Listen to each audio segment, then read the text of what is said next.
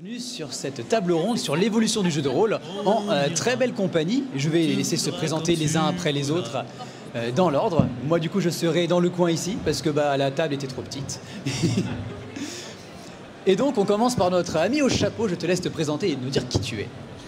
Bien le bonjour, je suis Carla Floroliste, un très très vieux rôliste, je joue depuis 1981. J'ai joué avant cette édition-là, dédicacée par Gigax. Et je crois qu'on est là aujourd'hui pour parler de l'évolution du jeu de rôle. Bonjour, moi c'est Doc Dandy. Donc moi je suis critique, auteur, râliste professionnel. Moi aussi je suis un vieux, mais pas autant que Pépère à côté. Moi j'ai connu la période sombre parce que j'ai commencé le jeu de rôle avec AD&D dans les années 90. Voilà, Mireille Dumas, voilà, les sectes, les parents inquiets, les clubs qui ferment, c'était voilà. J'ai pas mal évolué. Maintenant je m'intéresse beaucoup du coup au JDR alternatif, à différents formats, à plein de choses en fait. Donc je pense que j'aurai 2-3 petites choses à dire, mais on est assez nombreux, donc je pense que je vais laisser mes camarades parler. À toi Guylaine. Bonjour à toutes et à tous, donc moi je suis Guylaine Lemignot, je suis autrice, podcasteuse également chez Radio Râliste et... Radio Rôliste. Bon, voilà, il n'y a pas de fumée sans feu. Je suis aussi co-administratrice du blog Et pourtant elle joue. Mais là, je suis surtout ici en tant que représentante du stand des courants alternatifs qui publient des jeux de rôle de manière plutôt indépendante et surtout des jeux de rôle un peu différents. Bonjour à tous et à toutes, je suis Cécile. Depuis 2017, j'ai une chaîne de jeux de rôle sur laquelle je stream les parties de jeux de rôle. Il y a beaucoup de live, beaucoup de choses. Vous pouvez venir voir sur mon stand, je fais un petit peu ma pub en même temps, désolée. Voilà, profitez. Et on est là aujourd'hui pour parler de l'évolution du jeu de rôle. Moi, l'évolution, vous allez voir, elle se fait à travers l'outil numérique. Donc j'ai hâte de vous en parler. Et j'espère vous revoir bientôt en ligne ou en physique. Bonjour tout le monde, alors mon pseudonyme c'est KFR, je fais, c'est comme Cécile mais en moins bien en fait. Je suis également sur YouTube et sur Twitch. On a une chaîne d'iStory qui va montrer des parties de jeux de rôle mais aussi parler de théories autour du jeu de rôle, de comment jouer, comment découvrir, rester un petit peu curieux et curieuse autour du jeu de rôle. Et dans la vie j'utilise le jeu de rôle pour mon travail avec des enfants en situation de handicap. Et aujourd'hui, je pense que je vais essayer d'apporter au débat un petit peu sur l'accessibilité du jeu de rôle, son évolution par rapport à son accessibilité pour les enfants et les adolescents notamment. Bonjour, je suis Stéphane, rôliste depuis 81 aussi, un des plus vieux. Et malheureusement, je suis éditeur de jeux de rôle depuis très très longtemps. Je représente Edge Studio et le démon Asmodée. Voilà.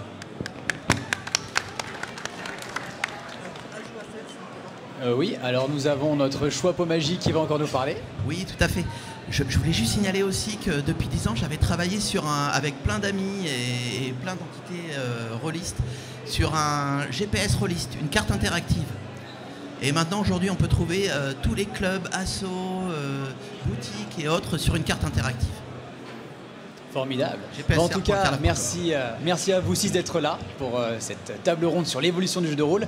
On est assez nombreux en effet autour de cette table et on n'a pas beaucoup de temps pour parler d'un sujet qui, je pense, on aurait tous l'opportunité d'en parler 1 heure soi-même.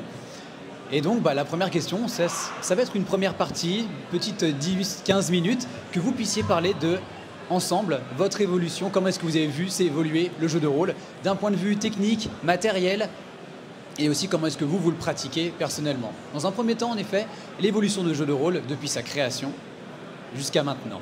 Je vous laisse la parole.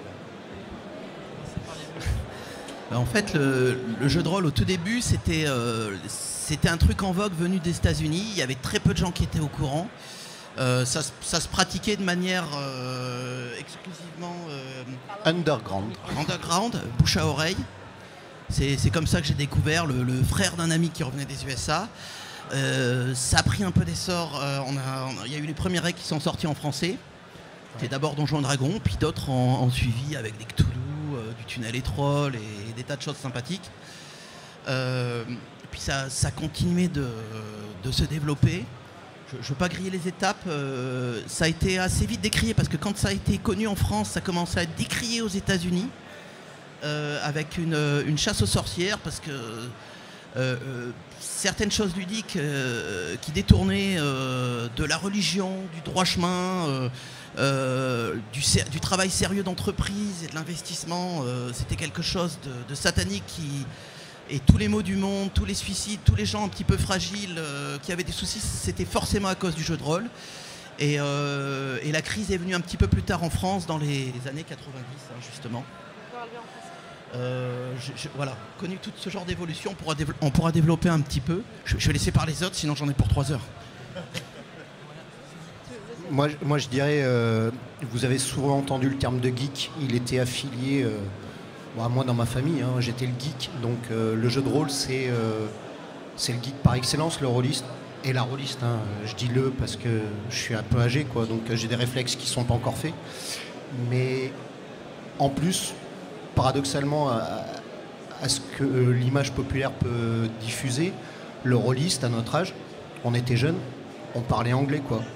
Alors, on parlait pas couramment anglais, mais je veux dire, la traduction est arrivée beaucoup plus tard.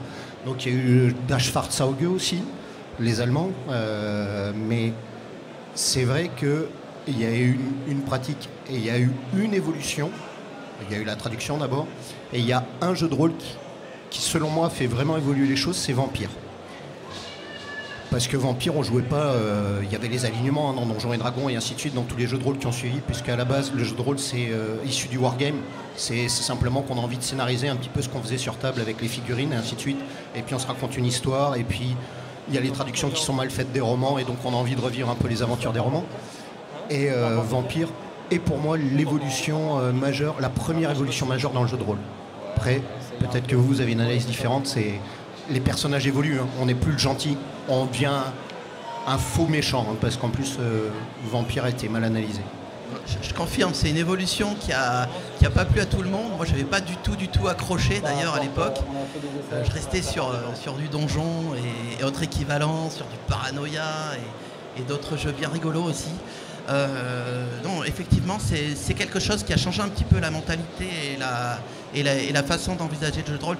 Il y a eu des multiples autres évolutions après, ça c'est après parti dans plein de sens. Il y a des gens qui ont essayé d'explorer différentes pistes, différentes façons de jouer, avec plus de dés, avec moins de dés, plus de tables, moins de tables, plus de parlotte, un peu moins de parlotte.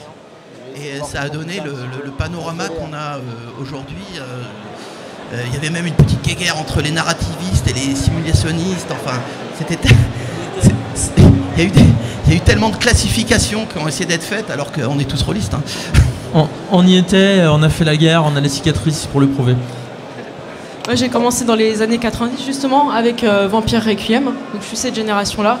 Avant, je trouvais que les jeux de rôle avaient l'affiche était le plus important. Tu as des statistiques, des pouvoirs, et finalement tu faisais un peu ton personnage vis-à-vis de tes statistiques, là où pour Vampire, en fait, tu crées un personnage, un concept, et finalement la fiche va devenir un support, où finalement la narration a beaucoup plus d'importance que le sort ou la capacité que tu as, parce que c'est l'histoire que tu racontais avec les amis, les potos.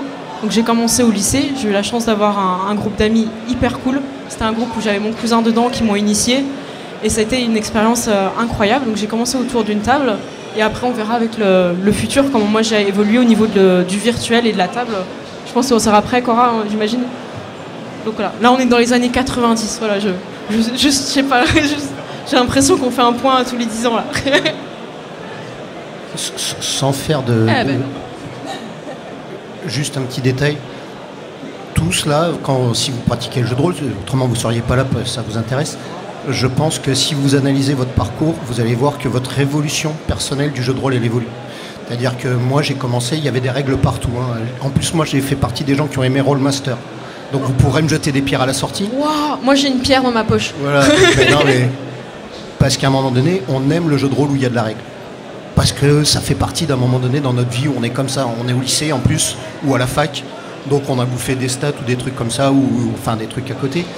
Et après je pense que dans la pratique, et le jeu de rôle dans la création, parce que les auteurs ils évoluent aussi avec l'âge, le jeu de rôle, il évolue aussi en termes de gestion. Quand on parlait moins de table, plus de table, moins de jet de dés, plus de jet de dés, pas de jet de dés du tout. Et après, bon, l'intervention des plateformes et le Covid. Ça, je pense qu'on va laisser passer les gens. Il y a eu des très très grosses évolutions aussi, notamment à partir de la fin des années 2000, où justement, en fait, Internet a apporté des nouveaux modes de création, où plutôt que de créer son jeu dans son coin et le diffuser à ses copains, on peut se mettre à l'imprimer avec du print on demand, avec des systèmes comme Lulu, le crowdfunding, bien sûr, qui a aussi un peu révolutionné la création et qui a permis d'ouvrir en fait des portes pour des jeux qui avant ne trouvaient pas forcément de marché au niveau des éditeurs plus traditionnels. Et donc on a quand même une pratique qui a aussi, dans cette continuité, évolué pour se diversifier à la fin des années 2000. Et bien sûr, comme tu dis, avec le Covid qui a aussi fait pas mal péter les choses sur les codes de nos parties, et ce qui a aussi permis de déstructurer les parties pour les restructurer autrement. Je suis un peu plus jeune rôliste que tout le monde ici, j'ai l'impression. J'ai commencé en 2010 et directement en virtuel. Merci. Merci. Pour une fois que je suis jeune, ouais, c'est intéressant. Moi, du coup, j'ai commencé en virtuel directement en 2010 et je suis arrivé au jeu de rôle par les forums roleplay qui ont eu une bonne vie autour des années 2007-2010. Hein. Il y a eu un gros boom dans ces années-là. Et c'est ça qui m'a amené au jeu de rôle, c'est parce que je me suis renseigné sur comment ça marche un scénario, des choses comme ça, et j'ai acheté JDR Mag, etc., pour avoir des idées. Et là, j'ai découvert le jeu de rôle. Et de ma pratique, qui a à peine 12 ans, j'ai déjà remarqué des énormes évolutions qui ont pu arriver sur la démocratisation du jeu de rôle et les étapes qu'il a eues. Les premiers trucs que j'ai vu arriver, moi, dans le jeu de rôle, alors que je jouais aux cartes en même temps, c'est des gens qui arrivaient avec des boîtes d'initiation. La première de Chronique oubliée, la première de Star Wars. Et les gens sont arrivés avec ça, et ça a énormément aidé à ramener le jeu de rôle dans des clubs. Parce qu'il faut voir qu'à ce moment-là, je ne trouvais pas du jeu de rôle partout, hein, véritablement. Et d'avoir des objets aussi faciles à déplacer et faciles à prendre en main, ça a vraiment énormément aidé à pouvoir ramener du jeu de rôle comme ça rapidement dans des lieux et dans des groupes, pour le coup. Et c'est vrai qu'ensuite, le deuxième boom que j'ai senti, c'est avec Internet et l'explosion des plateformes, hein, pour jouer par Internet, Roll20, etc. Même avant le Covid, déjà, on avait pas mal de parties qui se créaient, des gens qui s'y renseignaient, parce qu'on a découvert qu'on pouvait distribuer des jeux par Internet et les avoir très facilement. Il y a des excellents jeux qui sont gratuits ou en pay what you want, payez ce que vous voulez, mais qu'en plus, on peut les mettre facilement en place et jouer très rapidement, même si on couche les enfants à 20h30. Et à 21h, on peut être sur le PC. Donc voilà, c'est progression du jeu de rôle, mais qui ne va pas, dans mon sens, vers une déshumanification. Il n'est pas du tout déshumain. C'est complémentaire à une autre façon de jouer, mais c'est juste différent et ça ne remplace pas une manière de jouer une autre. Moi, je voudrais parler de deux choses, parce qu'il y a l'évolution du jeu de rôle, il y a à la fois le changement du format, comme le disait Guylaine, c'est-à-dire du coup il y a eu un changement au niveau d'explosion de l'indépendance des formats. Maintenant, on a des JDR en ligne, notamment via la plateforme Itch.io. Donc ça, c'est au niveau du format, ça change, tout en gardant effectivement le côté traditionnel, classique du bouquin, ainsi de suite. Même si au niveau du format, on voit des choses qui évoluent, même par exemple avec des boîtes, on voit des jeux, par exemple là en ce moment, KFR, tu faisais la promo tout à l'heure de Alice is Missing, qui est un jeu du coup qui se joue par texto, donc vendu dans une boîte par Ori Games. C'est pas moi qui l'ai dit, hein, c'est des choses. Donc ça c'est la partie format du jeu de rôle, et après il y a la pratique. Et moi j'ai l'impression qu'en fait le jeu de rôle il a fonctionné un peu de façon cyclique, avec des moments où il y a des moments où ça végétait un petit peu. Enfin, ça végétait dans le sens où il y avait une pratique qui était courante, traditionnelle, on va dire, et qui faisait que du coup, ce qui sortait de ces cadres-là était forcément un peu mal vu, un peu dénigré. Donc effectivement, au début, quand il y a eu les vampires, il y a eu Vampire est sorti. Il y a eu une espèce de dichotomie entre les vieux donjonneux qui disaient non, ça nous intéresse pas, et puis limite un côté élitiste des gens qui jouaient à Vampire parce que c'était pas pareil, parce que c'était pas que de la baston, parce qu'il y avait du drama, des choses comme ça. Et il y a eu des choses qui ont changé. Je pense notamment du coup à l'essor du jeu de rôle indépendant avec la narration partagée, les formats un peu freeform, GN, un peu spéciaux qu'on a pu retrouver. Il y a quelque chose qui a beaucoup bougé, c'est effectivement l'essor du... Cécile, t'as un bon exemple. Voilà, sur le virtuel, avec des plateformes comme Roll20 où on peut juste s'inscrire, jouer gratuitement et trouver des joueurs aussi. C'est ça aussi, c'est qu'Internet a permis de trouver des joueurs. Il y a beaucoup de personnes qui se sont mises sur du dématérialisé quand ils ont déménagé et qu'ils ont perdu leur groupe de joueurs. Et ils sont passés de la table, je vous vois faire oui, passer de la table justement au côté virtuel. Et il y a aussi une génération de joueurs qui sont arrivés juste en 100% virtuel parce qu'ils ont découvert ça via, par exemple, YouTube. Je vous vois aussi faire oui de la tête. Donc c'est super bien parce que finalement ça donne plein d'écoles, plein de jeux de rôle et justement on n'a plus cette histoire d'une école, c'est comme ça qu'on joue autour d'une table avec des bières et des chips. Non, on peut avoir aussi du coca et autre chose et jouer en chacun chez soi, avoir une vie de famille, comme tu dis, c'est hyper important. Donc en fait il n'y a pas une seule façon de jouer et à chaque fois qu'il y a eu un nouvel outil qui est arrivé, il a été entre guillemets au service du jeu de rôle. Je pense aussi notamment à Discord qui est simple, qui permet juste d'être en vocal. Et il y a beaucoup de choses. Non, j'avais juste une petite anecdote. Moi, je faisais juste par rapport à ce que tu disais. Moi, j'ai senti un grand gap parce que le jeu de rôle, c'est avant tout de la transmission. En fait, on apprend le jeu de rôle en découvrant le jeu de rôle, soit du coup en creusant via des méthodes alternatives, comme tu disais, soit effectivement du coup en regardant des gens jouer. Moi, j'ai senti un grand gap avec le. Bon, là, on aime ou on n'aime pas, mais ça crée vraiment une espèce de choc. C'est Aventure. Du joueur du grenier. Je te confirme, il y a eu une grande génération de joueurs qui sont arrivés avec Aventure, dont un de mes joueurs à ma table qui n'avait joué qu'en virtuel. Moi j'ai une anecdote, moi je faisais des initiations GDR dans une convention geek assez généraliste et ça marchait plus ou moins, j'ai fait 2-3 ans comme ça et l'année où est sortie Aventure, j'ai cru que j'allais mourir tellement j'avais de gens qui voulaient jouer au jeu de rôle, qui voulaient faire comme le joueur du grenier, comme Maillard, ainsi de suite, avec des travers du coup, parce qu'en fait ils pensaient que c'était la façon de faire du jeu de rôle, ce qui était absolument pour moi assez délirante, mais il y a eu un grand gap et c'est vrai qu'après avec le confinement, tout ça a complètement explosé. Il y a également d'autres choses qui ont contribué énormément à l'évolution du jeu de rôle. C'est le côté transmédia. Et il faut savoir que il y a un petit côté revanche des geeks aujourd'hui. On a tellement été mis de côté à l'époque, puisque tout ce qui était jeu, tout ce qui était ludique, c'était quelque chose qu'il fallait bannir de l'éducation d'un enfant, sinon il n'allait pas pouvoir trouver de travail. Si vous mettiez que vous étiez rôliste sur un CV, c'était un coup à se faire virer. C'était notre évolution. Et ces gens-là, maintenant, ils ont des sous, ils ont des métiers, et ils ont envie de faire revenir cette chose qui les a fait tant rêver quand ils étaient plus jeunes. Et on le retrouve également dans les médias. Il y a eu énormément de retour à toute cette idée de fantaisie, d'aventure avec le Seigneur des Anneaux, avec Harry Potter. Et c'est des choses qui ont ramené énormément de gens vers le jeu de rôle. Et plus récemment, bien sûr, Stranger Things. Ça sera aussi une question que j'aimerais vous poser parce qu'on a parlé beaucoup de matériel à travers Roll20, d'autres plateformes comme Discord et encore les boîtes d'initiation tout simplement. Et la base du jeu de rôle, d'une certaine manière, il y a beaucoup de gens qui se sont mis au jeu de rôle parce qu'il y avait cette possibilité de pouvoir rêver, d'imaginer ces univers directement dans nos têtes. Est-ce que, j'aimerais avoir votre avis, est-ce que selon vous, cet apport de visuel, que ça soit pour les boîtes d'initiation ou tout ce qu'on peut retrouver autour, et ainsi que les plateformes Roll20, est-ce que ça dessert ou non?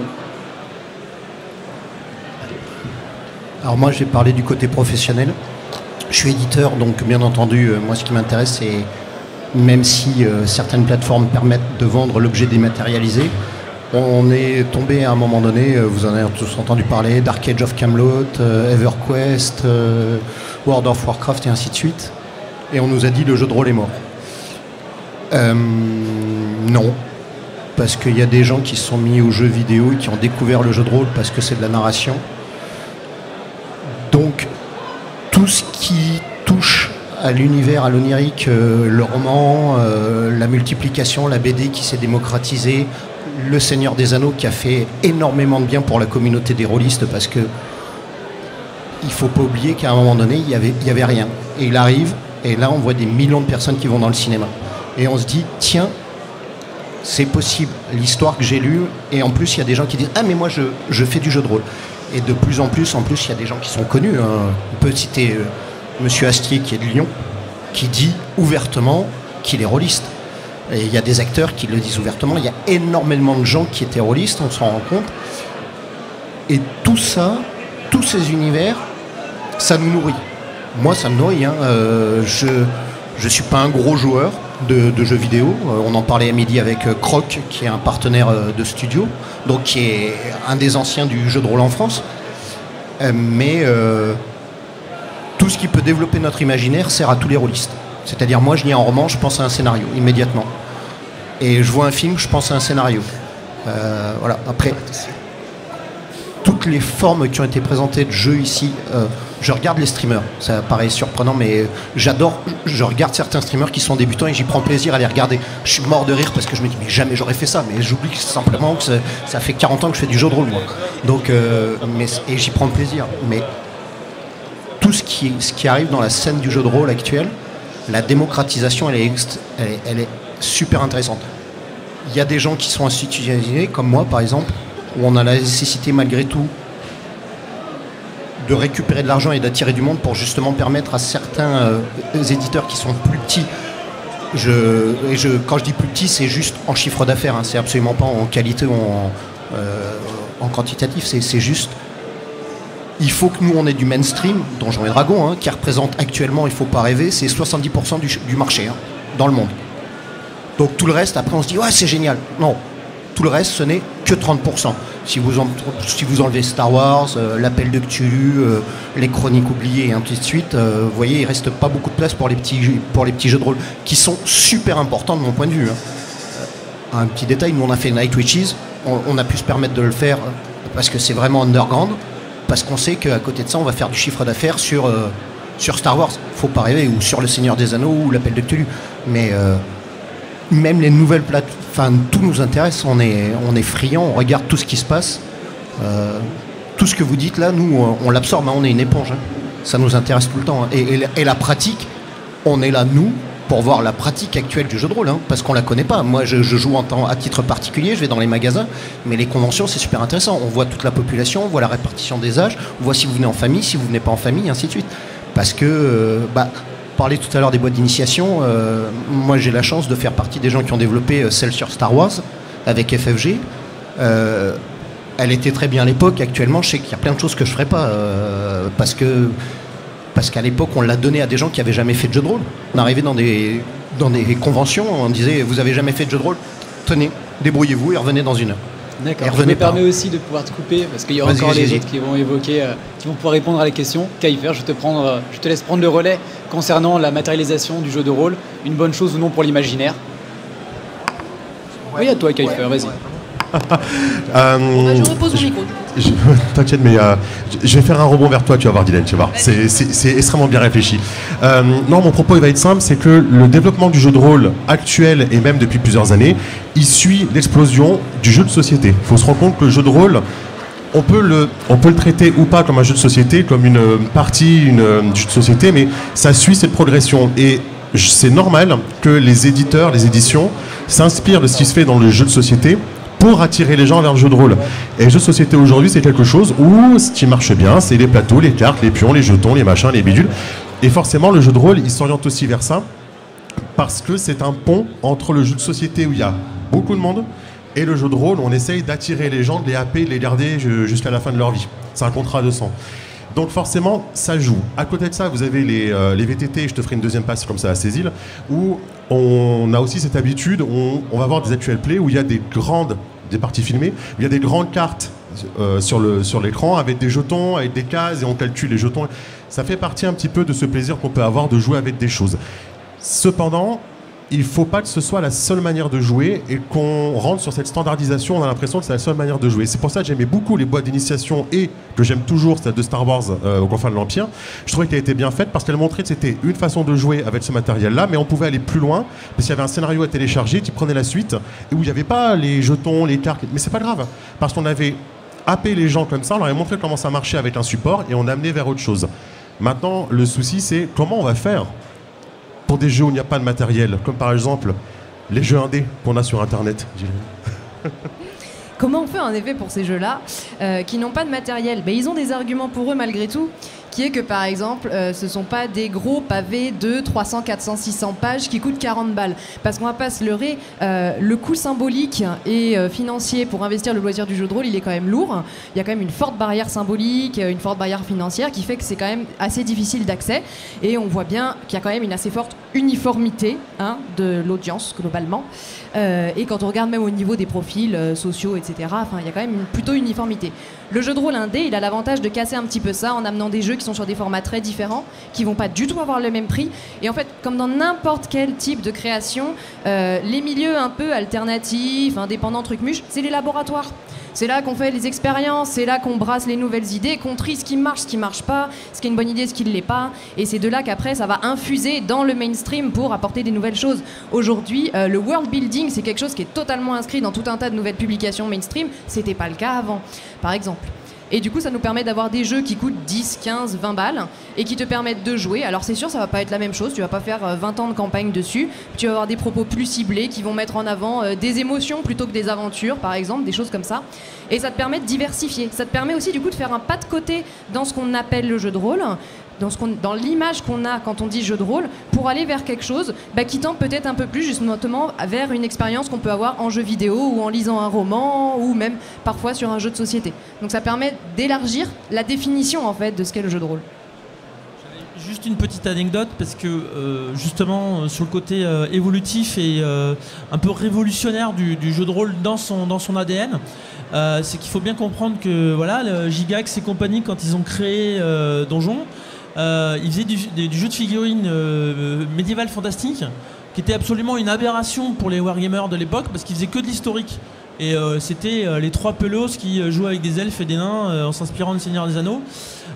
Puis après, quand ils ont commencé à exploser, et notamment grâce à Arneson, à exploser un peu, dire tiens, si on faisait du roleplay en plus, au lieu de pousser des figues, tout ça, ça fait partie finalement de l'ADN du jeu de rôle. Et en fait, il y a eu des initiatives pour, je dirais, caractériser le jeu de rôle dans sa fonction. On pense du coup aux théories forgiennes qui ont beaucoup fait avancer la théorie et qui sont un peu mangé le mur aussi après derrière dans le fait peut-être de cloisonner la pratique dans ce que c'est. Aujourd'hui, maintenant, par exemple, moi je fais du JDR solo, on en parlait tout à l'heure avec FR. Moi j'ai des gens, ils me disent mais c'est pas du JDR, qu'est-ce que tu fais? C'est du livre dont vous êtes le héros? Non, pas du tout. C'est du format, notamment les formats d'indé. En indé, on a pas mal de ce qu'on appelle le journal solo. En fait, c'est une espèce de journal que tu remplis et tu fais du roleplay, tout seul dans ta tête, d'accord? Et ça reste du jeu de rôle. Et oui, comme le temple des vents de Julien Poire, petit placement produit. Julien, j'espère que tu nous entends. Et en fait, on arrive à des stades où en fait, effectivement, il y a toujours des évolutions sur les choses. Et pour donner un exemple, moi j'ai quand même droit il y a quelques années sur un forum, comme ça, en discutant, on m'a dit ah oui, mais du JDR, des figurines, c'est pas du JDR. C'est pas du JDR. Censure. C'est du jeu de rôle. C'est du jeu de rôle. Voilà. Donc voilà, du jeu de rôle avec des figurines, c'est pas du JDR. Donc je pense que le format, tout est possible. Et puis il y a aussi après des gens, voilà, moi, par exemple, moi, j'adore jouer en musique. Il y a beaucoup de supports de musique, ainsi de suite. Là, moi je pense par exemple à Michael Gelfi qui a ramené un Any Awards l'année dernière pour tout son apport sur le son et sur le contenu musical pour les jeux de rôle. Voilà, Cocorico. Voilà, il y a beaucoup d'exploration sur le format, sur la pratique, mais aussi après, pour répondre à la question, sur l'aspect support en fait. Et je dirais, c'est un peu comme un marché, chacun fait ses courses comme il veut, quoi. Il y en a pour tous les goûts. Donc on y va, moi je suis sur du virtuel tabletop, c'est VTT, c'est pas rien à voir avec les gens qui font du vélo, pour ceux qui connaissent pas. L'idée des virtual tabletop, c'est quelque chose que vous pouvez utiliser très bien dans votre salon. Par exemple, vous jouez à Pathfinder 2, vous n'avez pas eu envie de lire les 700 pages, personne ne vous blâmera, personne ne vous jettera de cailloux. Je rebondis sur la blague de tout à l'heure. Et l'idée de ce virtual tabletop, c'est qu'il va automatiser les jets de dés. Donc vous remplissez votre fiche, et en fait, vous n'avez plus qu'à cliquer. Et ça fait les jets de dés, ça fait les calculs, est-ce qu'il a une armure, tout ça. Donc en fait, toute cette partie technique qui pouvait plaire à certains joueurs de Rollmaster, je rebondis encore une fois, et bien là vous l'avez pas du tout en fait, vous êtes fluide, il est minuit, vous sortez pas la calculatrice, donc c'est vraiment un plaisir. Et si par exemple les gens sont loin, vous pouvez pas les voir, ils ont déménagé, et ben la campagne elle s'arrête pas, elle est pas morte, vous continuez à jouer avec eux et vous pouvez la continuer. C'est très facile en plus d'enregistrer les parties si vous avez envie, donc ça c'est vraiment merveilleux. Il y a des choses qui sont gratuites, je vous invite à aller voir sur Roll20, il y a Let's Roll aussi. Et moi je suis une grande fan de Foundry VTT parce que je trouve que c'est une locomotive. Et je suis en train de préparer une série de tutos. J'espère vraiment vous aider là-dessus à prendre en main le logiciel qui peut faire un peu peur au début. Et je vais rebondir aussi sur ma façon de jouer au niveau des maps. J'ai parfois des aventures où j'ai besoin d'une map, ce serait-ce que pour un donjon ou une exploration. Il y a beaucoup de logiciels aussi de création de maps.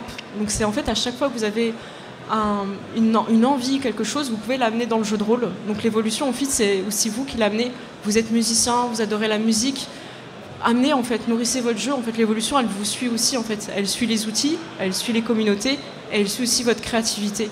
Donc moi, j'aime bien amener les cartes. J'utilise Dungeon Draft pour ceux qui connaissent, et ça permet de faire des cartes assez rapidement et de les importer directement dans Foundry VTT. Parce qu'en fait, l'évolution du jeu de rôle, elle est pas tout le temps la même, elle fluctue avec les technologies, mais en vrai, tout ce qui va évoluer dans le jeu de rôle, c'est notre façon de raconter des histoires. Au final, on veut tous raconter une histoire et passer un bon moment avec nos potes, que ce soit en virtuel ou sur table. Et donc, chacun son outil, et je vous invite vraiment à regarder ce que vous pouvez découvrir par vous-même. Comme, voilà, il y a des jeux sans MJ, avec MJ. Faites tester, soyez curieux. Et si vous aimez bien jouer toujours de la même façon, il n'y a pas de souci aussi. En fait, ça peut être autour de la table et tranquille, quoi. Voilà. Et je voudrais rebondir un truc sur quelque chose. Moi, j'aime bien tous les jeux qui ont beaucoup d'illustrations. Je suis quelqu'un qui est très sensible au design. Donc ça, j'aime beaucoup aussi l'évolution des choix, des illustrations qui sont faites actuellement. On a beaucoup plus de personnages badass féminins. Et ça, franchement, bravo, parce que je te le dis, je sais que Edge, voilà, ils ont fait un gros travail là-dessus. Donc c'est ça aussi, c'est ce que les couvertures vont véhiculer, qui vont aussi faire que l'évolution, on s'identifie, on avance. Donc ça, bravo. Parce qu'entre la couverture de, par exemple, L5K, c'est pour ceux qui ont connu l'édition jaune, où on avait un samouraï plein de muscles qui n'existe pas, je vous le dis, hein, les muscles qui sont dessinés n'existent pas. C'est de l'imaginaire. Et là, on a actuellement des couvertures avec des personnages qui sont un peu plus réalistes, plus diversifiés. C'est vraiment merveilleux. En fait, les outils sont là pour vous, donc à vous d'y aller, à vous de raconter l'histoire qui vous plaise, quoi. Merci. Je vais vous abandonner, donc je vais devoir aller là-bas. Je vais finir, moi, mon intervention sur l'évolution du jeu de rôle. Elle se fait en fonction des gens qui sont à la direction. Alors, c'est à la direction, ça peut être éditorial, ça peut être financière, ou dans la proposition, dans l'offre qui est faite sur Internet. Mais l'évolution, elle se fait aussi par la pratique individuelle.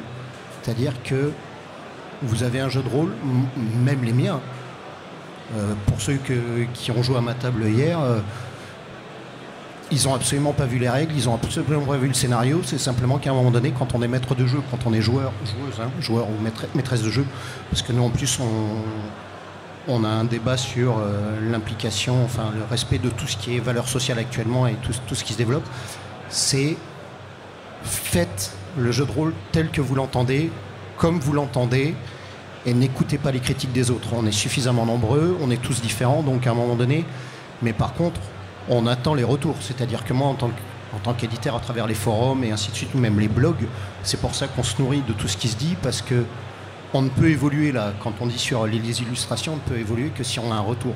Et on n'est absolument pas dans notre tour de verre. Donc n'hésitez pas à nous faire des retours, on est là.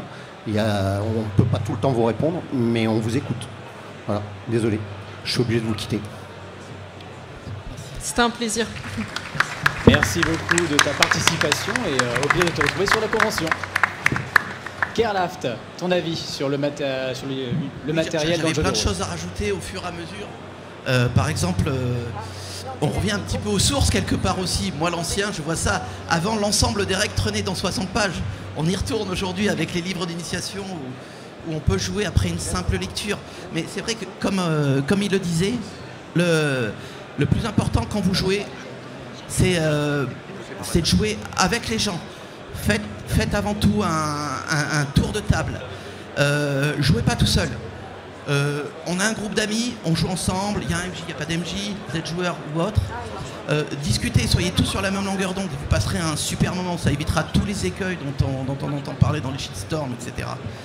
Et là-dessus, par contre, la pratique a énormément évolué parce que on s'intéresse un peu plus qu'avant au contrat social. Il n'y a plus d'histoire d'élitisme, de tout ça. Ça, pour moi, c'est la principale évolution qu'il y a eu. Il y a énormément plus de comment expliquer ça Je l'ai pas. Il y a beaucoup plus de tolérance aujourd'hui et on s'adapte beaucoup plus aux gens avec qui on est et on arrive à jouer plus ensemble. Et ça, je trouve que c'est beaucoup mieux. Est-ce qu'au fond, ce que tu veux pas dire, c'est qu'il y a plus d'attention portée à la sécurité émotionnelle? Pas que. Oui, mais elle va dans les deux sens. Elle va dans les deux sens, celle-là, parce que c'est pour ça que c'est bien au départ d'avoir cette discussion entre les personnes qui vont jouer. Être sûr qu'on est tous sur la même longueur d'onde pour s'éclater, aller au fond et justement vivre des trucs qu'on vit pas dans la vraie vie et faire des trucs fous dans ce monde de jeux de rôle. Aller faire exploser une planète, aller devenir un super-héros, aller faire des trucs complètement malades. Mais c'est clair qu'il y a eu beaucoup de laissés pour compte depuis le début avec les années. Parce que beaucoup de MJ veulent jouer parce que ça leur fait plaisir. Ils ont leur vision du monde, leur vision de l'aventure, leur vision de la mentalité que cette aventure doit avoir. Mais on n'est pas tout seul à jouer. On joue avec et pour ses joueurs. Et il faut que tout le monde soit sur le même bateau, quoi, pour qu'on s'éclate bien. En fait, je pense que l'une des choses que tu dis et que moi j'ai ressenti, c'est que je trouve qu'au fur et à mesure des années, on s'est affranchi du livre pour se concentrer sur la partie. Et qu'on s'est un peu affranchi du côté le livre, le jeu, il est sacré, il faut pas le trahir, machin. Et qu'on s'est concentré sur qui. Ouais, voilà. Et qu'on s'est concentré sur le fait de non, mais en fait, on est 5 pélos autour d'une table, c'est ça qui est important. Et c'est en effet très important. Tout à fait. C'est le fun. Et je pense que ce qui se passe aujourd'hui, c'est que avec la variété des formats, avec les attentions qui sont portées sur la sécurité émotionnelle, avec la variété de l'accès qu'on peut avoir aux jeux de rôle, on se retrouve avec des publics qui ont plus trop à voir avec le public historique qu'on avait, où voilà, on était plutôt un mec qui a un peu fait des études, des ingénieurs ou des profs. Moi j'ai l'impression que tous mes potes de ma génération sont soit profs ou ingénieur ou un truc comme ça, quoi. Moi je suis ingénieur aussi, donc voilà. Mais maintenant on s'ouvre à des nouveaux publics et c'est vrai que par exemple du coup ce qui se passe par exemple petit moment perso, moi aujourd'hui j'ai une table avec qui est 100% queer. Enfin 100% non, puisque moi je suis cisgenre et hétéro. Mais voilà, je joue avec des personnes non binaires, des gays, des lesbiennes, des gens de couleur, voilà. Moi je suis le seul mec HSBC comme on dit, et on porte du coup forcément une attention particulière tout ce qui est pronoms, à tout ce qui est qui peut être problématique pour ces gens-là. Ces gens-là, forcément c'est pas des gens qu'on va voir facilement ici même, hein, même si ils sont forcément bien accueillis. C'est pas forcément évident pour elles. C'est pas forcément évident de passer un club où tu arrives et puis t'as 3 gros barbus, même s'ils sont très gentils. Donc c'est vrai que là-dessus, le JDR, il évolue dans ce sens-là où il s'ouvre de plus en plus. Bon, moi j'attends le moment où on a déjà des jeux qui le permettent. De faire rentrer des adeptes de la littérature blanche ou des films d'auteurs français dans le jeu de rôle. On a déjà quelques pistes, mais mais il y a des progrès. On ouvre au fur et à mesure. Et je pense qu'en fait nous, comme étant les premiers de la garde, notre devoir c'est pas de jouer les gardiens du temple en disant t'es validé, t'es pas validé, ou faut quand même que tu sois un petit peu pas trop fragile pour pouvoir venir jouer. Au contraire, moi je suis plutôt dans l'optique d'ouvrir aux autres pour pouvoir être parce que au final moi on parle sécurité émotionnelle avec mon groupe, mais au final on fait du Donjons et Dragons et on s'éclate comme tu pouvais le faire toi dans les années 80. C'est exactement la même chose. En fait, je peux vous parler même de la mentalité d'un vieux con qui a commencé il y a super longtemps.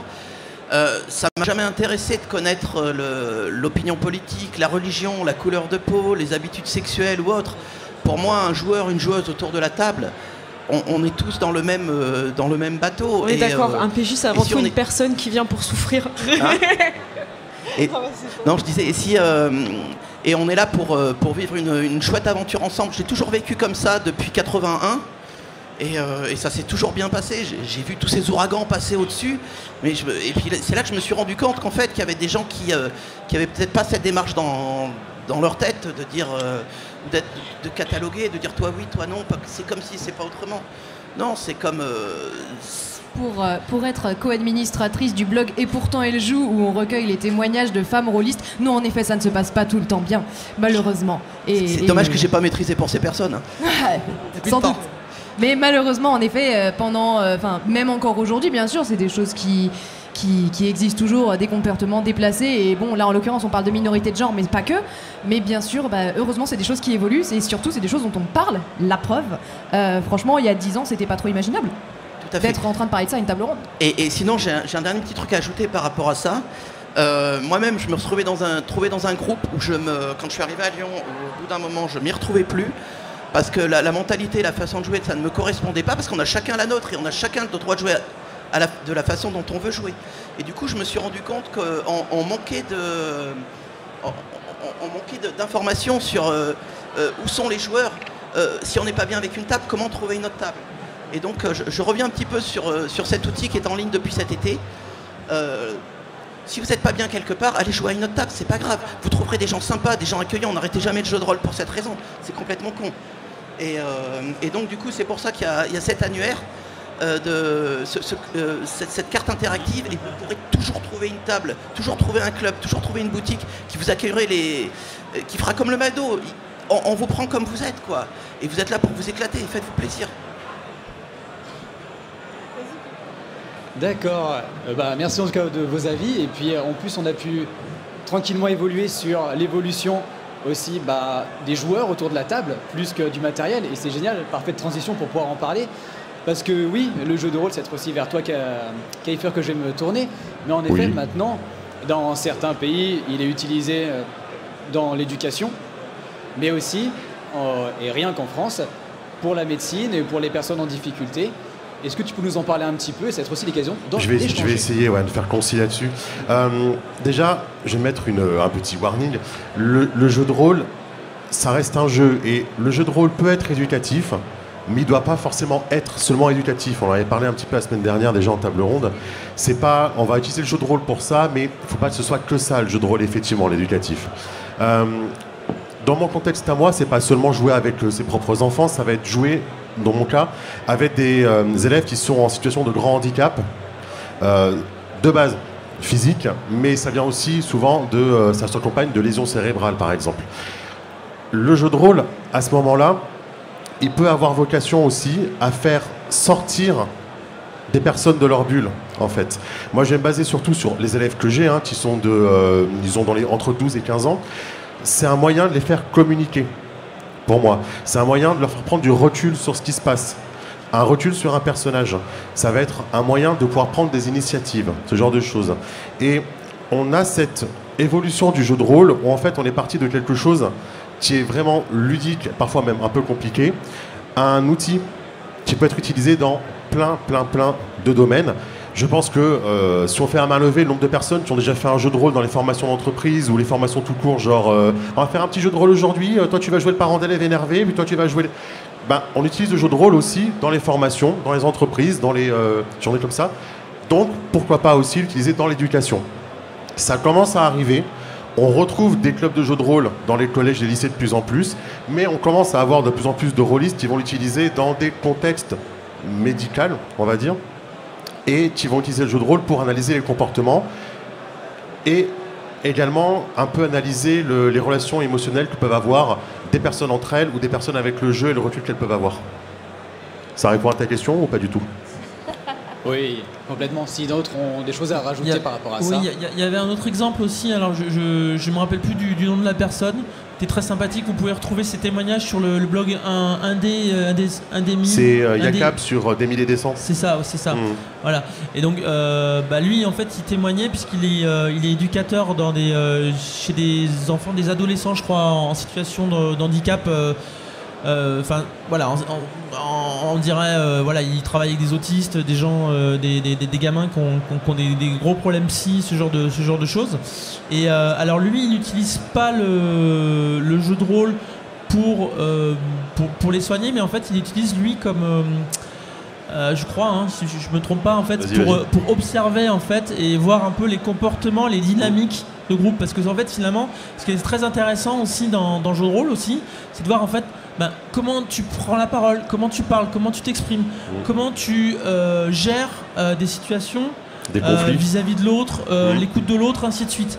Et par exemple, quand tu vois par exemple justement un gamin autiste qui est un peu fermé sur lui et qui va s'ouvrir ou qui va se lancer peut-être dans un monologue parce qu'il est branché sur un truc et puis il est à fond, ça permet de voir comment ils peuvent aller voir dans une situation de dynamique de groupe sans enjeu, parce que c'est juste du jeu de rôle, hein, s'ils font du donjon ou des petites choses comme ça. Mais ça permet aussi après de les amener à mieux gérer leurs émotions et leur comportement avec les autres pour pouvoir peut-être après les aider là-dessus, quoi. Je vais ajouter quelque chose vis-à-vis de l'évolution du jeu de rôle. C'est que j'ai eu la chance de jouer avec quelqu'un qui ne parle pas, qui est muette. Et finalement, avec les outils comme le chat, tout ça, ça permet aussi à des personnes qui, peut-être, il y a longtemps, n'auraient pas pu accéder au jeu de rôle. Donc tout simplement, on jouait avec elle et on lisait le chat à haute voix pour jouer, et ça n'a eu aucun problème. Donc ça, c'est bien aussi au niveau de l'évolution, c'est que le support, que ce soit par l'écrit ou autre, permettent à des personnes qui peut-être traditionnellement n'auraient pas pu rejoindre une table, là, virtuellement, grâce au chat, peuvent complètement s'amuser et suivre une partie. Tout à fait, il n'y a pas une seule façon de jouer, il y a 36 façons, et même dans une même table. Je vois par exemple mon épouse, j'ai mis 15 ans avant de la mettre au jeu de rôle, avant qu'elle cède et qu'elle joue. Mais par exemple, elle se refuse au roleplay, c'est quelque chose qui la bloque, qui la plaît pas. Mais qu'importe, ça reste dans la dynamique du groupe, tout le monde s'amuse pareil, elle va peut-être décrire les actions de son personnage, l'autre va faire une tirade de roleplay. Mais ça n'empêche pas, on passe tous un bon moment et chacun à sa façon, et c'est ça qui est important. Merci beaucoup de vos réponses. Je vais avoir maintenant une note un peu plus joyeuse, j'ai envie de dire, même si d'une certaine manière c'est que des bonnes nouvelles et des bonnes choses qui sont apportées grâce à ce loisir qu'est le jeu de rôle.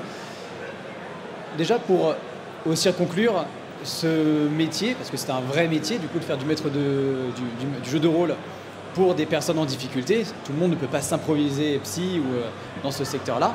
Et donc il existe aussi des maîtres de jeu pro pour animer vos parties perso. Et chacun peut aussi apporter, parfois pendant les parties, les MJ Pro peuvent amener des lumières, des musiques. Et j'aimerais qu'on parle un petit peu de ce côté un peu méta du jeu. J'aimerais avoir votre avis, votre objet, l'élément que vous préférez qui va sortir un petit peu du jeu de rôle avec nos fiches et nos dés. Est-ce que ça va être une potion qu'on va boire une vraie potion de vie? Est-ce que c'est les éclairages qui vont vous animer le plus? Peut-être des bruitages?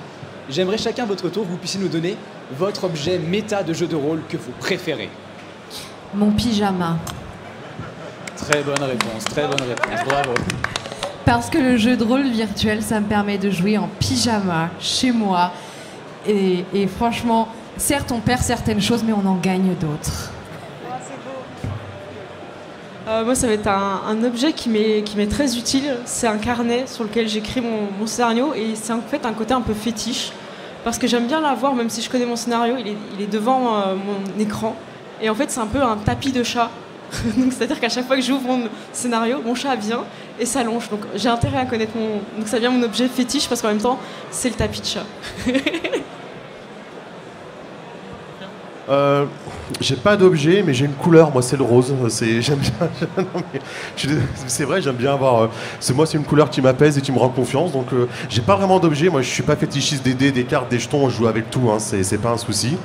Mais il faut qu'il y ait du rose quand même. Hein, voilà, c'est l'ouverture. Hein. Moi, c'est la musique. Non, c'est pas mon chapeau, j'ai oublié. Moi, mon objet méta, c'est la musique. J'écoute énormément de musique. Instant promo, j'ai même créé un petit groupe sur Facebook qui s'appelle Musique et GDR, où on partage, on conseille sur les bruitages et ainsi de suite. Et moi, ça me permet énormément de me mettre en condition dans une philosophie. Alors moi j'aime bien en mettre des fois, mais bon, des fois tout le monde n'aime pas, donc j'en mets de moins en moins maintenant. Par contre, j'en écoute énormément avant de jouer. Donc voilà, ce soir du coup je fais une partie de jeu de rôle de super-héros dans une ambiance un peu rock'n'roll. Donc il y a du AC/DC dans mes oreilles depuis ce matin. Voilà. Moi j'ai accumulé tellement d'objets depuis que j'aime ce milieu que J'essaye d'en sortir un petit peu sur la table en fonction des différentes parties, mais c'est vrai que le petit côté fétiche un petit peu quand je suis sur une belle campagne que j'adore et que je kiffe à mort, je vais, comme je suis un petit peu artisan, je vais créer une bouteille spécifique au thème de la campagne en cours. Et on va mettre un breuvage qu'on aime tous et qu'on va se servir allègrement à certains moments de la campagne. Bon, désolé, c'est un peu alcoolisé des fois. Avec modération, bien évidemment. Merci de vos réponses, c'est très chouette. Je m'attendais pas au pyjama. Le rose, on avait des indices, mais ouais, formidable. Et donc, pour continuer dans cette ligne directrice, on a, d'ailleurs tout au fond là-bas, si vous n'êtes pas allé voir, il y a Menhir qui font en effet, un peu comme Fonderie VTT, qui propose des maps, mais alors là, on est encore sur une évolution, parce qu'on est en 3D, et limite, on peut se balader dans cet univers, mais à la manière d'un jeu vidéo. Est-ce qu'on va pas trop loin? Est-ce que vous n'avez pas peur que l'on se perde et qu'on perde le plaisir de l'imagination? Alors, je comprends que ça fait peur, mais en fait, c'est un peu l'évolution de la figurine. Ça choque personne quand les personnes peignent des heures et des heures une figurine pour y jouer et la déplacer pendant les combats. Mais il y a une peur quand c'est un avatar en 3D, alors qu'en fait, le ressenti est le même, c'est qu'on incarne quelque chose qu'on va déplacer et l'univers, il est moderne, il est virtuel. Moi, je comprends cette peur-là parce que vous avez l'impression que ça passe dans le jeu vidéo et qu'on perd cette notion de jeu de rôle. Mais en fait, on continue à jouer un rôle, on continue à évoluer dans une histoire qu'on crée tous ensemble. Donc c'est une évolution, mais elle ne va pas tuer ou faire un barrage à ce qu'on en connaît déjà en fait. Faut y aller. Ceux qui aiment bien la 3D, qui aiment bien le jeu de rôle, ça va être une évolution naturelle. Et ceux qui sont déjà pas à jouer avec des figurines ou des choses comme ça, ça va pas vous intéresser. Donc je pense pas qu'il faut avoir peur à chaque fois qu'il y a des nouveaux outils. Faut essayer, si ça marche, si ça vous plaît. Et en vrai, si ça vous évite que les joueurs soient sur leur téléphone ou tout ça, d'avoir un avatar 3D, c'est bénef. Hein. Parce que j'en connais des gens qui vont se perdre sur leur téléphone quand ils jouent en ligne. Là, vous avez l'avatar, donc vous voyez bien qu'il ne se déplace plus. C'est une façon aussi d'avoir l'attention. Je rebondis sur quelque chose. Il y a des personnes qui ont une mémoire visuelle, donc c'est bien qu'ils aient un token, une image, un avatar avec le nom de la personne, le PNJ. C'est ça qu'ils retiennent. Et d'autres personnes, c'est auditive. Donc en fait, un monde où vous avez et la 3D et en même temps le visuel et en même temps l'auditif, c'est parfait pour les personnes qui justement ont un peu de mal aussi à retenir les choses ou à garder leur attention. Pour reprendre ce que dit Cécile, tout simplement, est-ce que ça va trop loin? Non, à partir du moment où personne ne te force à l'utiliser. Tant que ça reste une option, go. J'ai juste une petite anecdote par rapport à ça. Il y a quelques années, je discutais avec un copain qui fait beaucoup de jeux de rôle, de jeux vidéo en ligne, et ainsi de suite. Et notamment, il était à une grosse époque de World of Warcraft. Et en fait, il m'expliquait qu'il faisait partie de ligue de roleplay. Et c'est-à-dire qu'en fait, les mecs, ils jouaient à World of Warcraft, mais en fait, ils faisaient des séances de roleplay. Moi, j'ai pas peur de ça parce qu'en fait, même si tu t'en éloignes, faut voir que en fait, ce qui s'est passé pour la création de jeux de rôle, c'est des types qui poussaient des figurines et à un moment donné, ils se sont mis à faire du roleplay. Demain, tu vas aller pousser un personnage virtuel dans un environnement en réalité augmentée. Tu finis toujours par faire du jeu de rôle et ça reste, même si tu as du support, ça reste dans ta tête. Donc on y reviendra de toute façon. Je pense pas qu'il y ait de frontières entre les médias aujourd'hui. On s'ouvre à tout justement. C'est un jeu qui est en constante évolution. On teste plein de choses et il n'y a aucune frontière, que ce soit ça ou autre chose. Moi je sais que ça m'arrive d'utiliser des bonbons pour jouer les méchants et ils ont un plaisir fou à s'en débarrasser parce qu'ils peuvent manger les bonbons en question, mais il n'y a aucune limite dans les médias qu'on peut utiliser. Mais la 3D, mais ça serait encore plus génial. Après on est peut-être confronté à un travail préparatoire ou un budget par rapport à ça ou autre, mais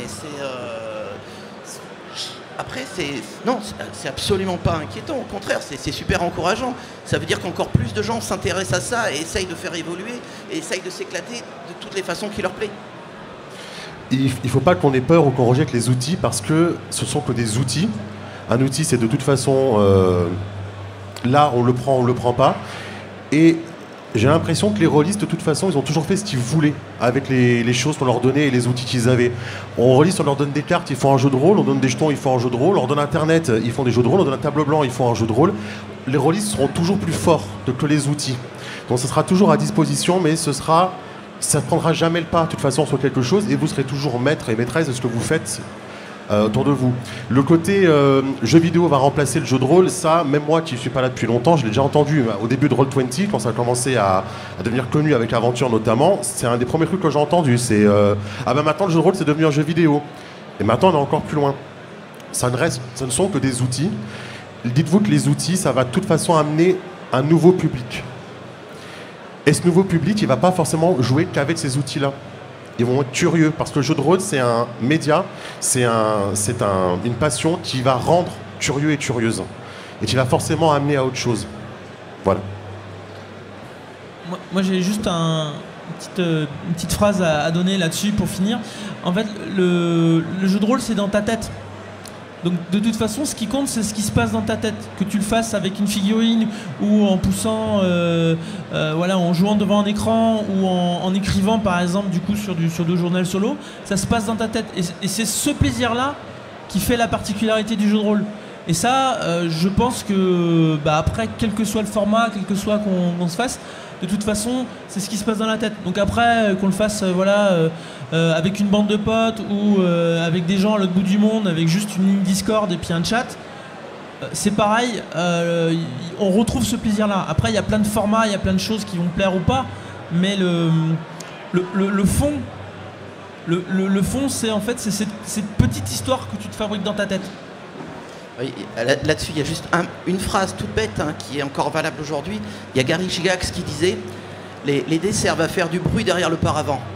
Mais ces dés, c'est tous ces outils, c'est tous ces médias, machin. L'important, c'est exactement ce que tu dis, ce qu'on a dans la tête et la façon et l'aventure qu'on va vivre. Merci. En effet, pour continuer sur cette même direction, à l'inverse de le jeu de rôle qui part en direction du jeu vidéo parfois, et en effet, ce sont des options. À l'inverse, on a aussi, par exemple, GTA RP qui apparaît, où, en effet, les rôlistes feront toujours du jeu de rôle à travers peu importe le média. Et donc, maintenant, en effet, il y a du roleplay à travers le jeu vidéo. Merci à vous. On a bien parlé de l'évolution du jeu de rôle. Merci. Il y avait encore 1001 points à aborder. Merci. Donc, merci. Merci à tous pour cette belle tablée.